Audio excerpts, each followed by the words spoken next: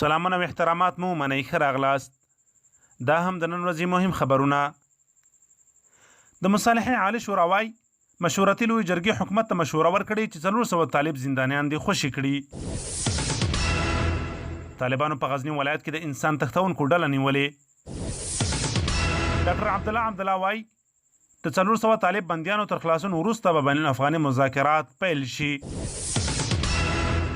د رابلل شوي مشورتي لوی جرګې 14 تنه غړي په کرونا وبا اخته شوي.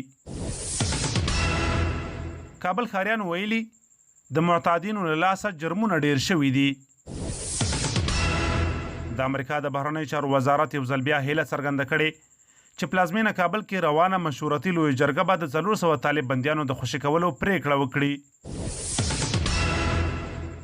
د سوداګرۍ خونې مسؤلینو ویلي چې د افغانستان په صادراتو کې 80% کموالی راغلی دی.